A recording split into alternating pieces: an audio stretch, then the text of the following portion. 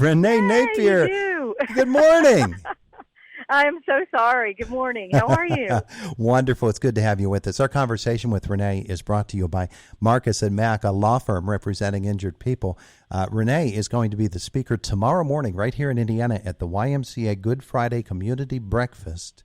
And just wanted to catch up with her this morning and see if we can't find out what she's going to be talking about. Renee, your story is so compelling, and I know it's unfair to ask you to thumbnail it for us, but as if you would, just tell us why it is that you find yourself providing so much inspiration to so many people, and especially tomorrow at the YMCA.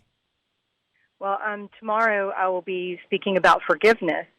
And my journey through the past 20 years has been a lot about forgiveness. Actually, about 23 years has been, but 20 years ago on May 11th, one of my twin daughters was killed by a drunk driver.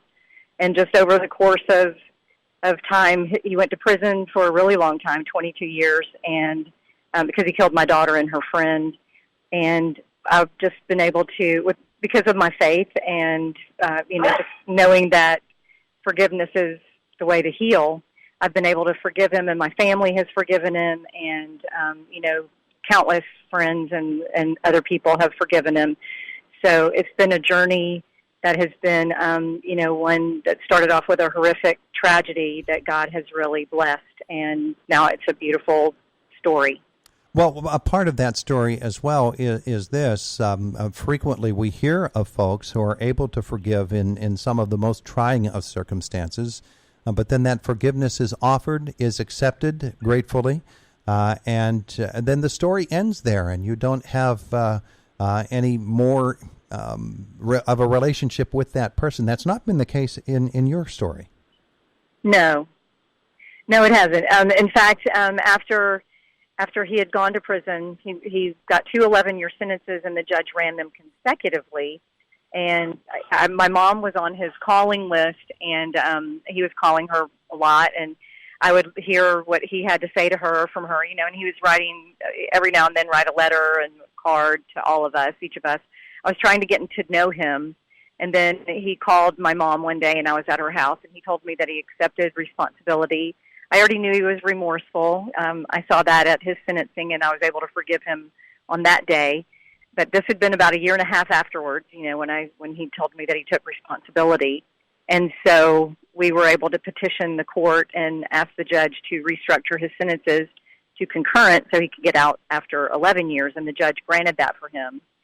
And since 2010, he and I have been, the Department of Corrections allowed him the last 2 years of his sentence to the sheriffs to go pick him up and bring him to presentations in schools where I was. So we actually did a presentation in the school 2 days ago.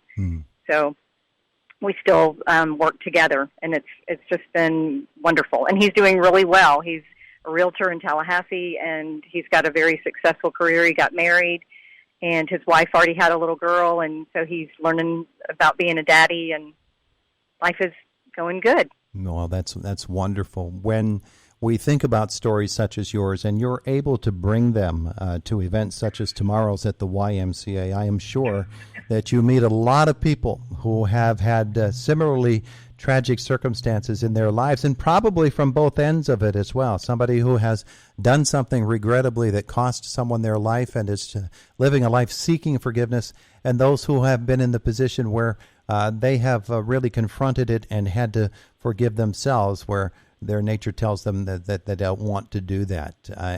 Right. And I'm sure that's very common for you, isn't it? Well, for people to offer the forgiveness, I have met a bunch of people who have been able to do that. And then I've met those who look at me and say, I'm never going to forgive this person. And I completely understand why they wouldn't want to, but I pray for them because I understand that forgiveness is freeing. It helps you to move forward. It doesn't erase what happened, and it doesn't mean they don't have to be punished, but it frees the forgiver. It frees you, the one that's doing the forgiving. It frees you to live your life without having to hate someone or be bitter or angry. So I have met both types of people along the way. And in the context of where you will be tomorrow, it is, after all, Good Friday, which is all about forgiveness. I'm sure that has special significance for you, doesn't it?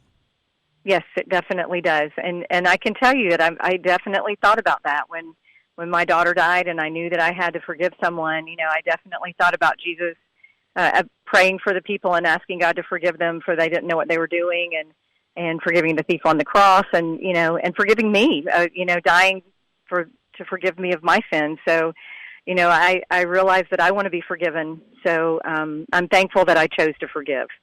When you give your talks, and I'm sure, as you said a couple of moments ago, some of them are in schools where you're talking to young people who are about to make some very, very definitive life decisions, and then you have events such as tomorrow's, when you'll have probably an older audience.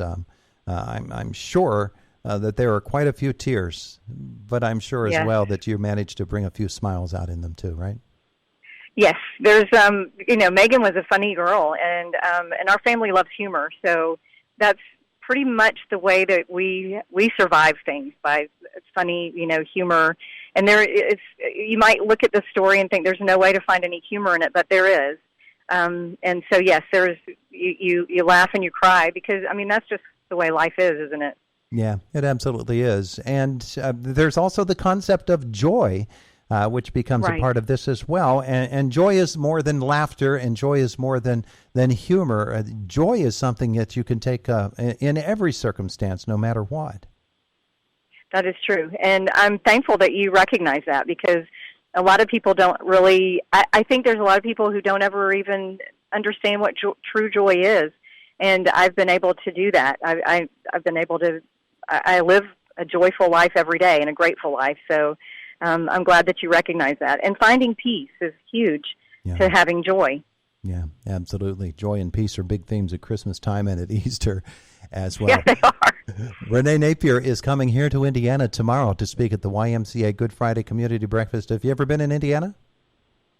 I have been to Indiana, the state, but I've never been. I don't even know if I've been to Pennsylvania, other than maybe landing in an airport there. So I'm looking forward to it. Well, we're looking forward to having you here, and here in Indiana, PA, of course, as we're right across the street. Don't go to the wrong Indiana, okay? No, you threw me for a minute. I'm like, oh yeah, it's Indiana, Pennsylvania. I know where I'm coming. I've got my plane. My flight leaves in a little while, and I'll be headed your way. So, well, just yes, I do know where I'm coming. Bip on down Philadelphia Street. When you see the Jimmy Stewart Museum, then you know you're in the right town, okay? Oh, yay. I can't wait. Renee Napier, have a safe flight. We're looking forward to having you here in town tomorrow. Thank you, and I'm so looking forward to being there. And I apologize that I've been so hard to get a hold of. Well, you big stars. I know what it's like. No, not true. Renee, have a great day today. Thank you. You too. It is the voice of Indiana County, WCCS 101.1 FM and AM 1160.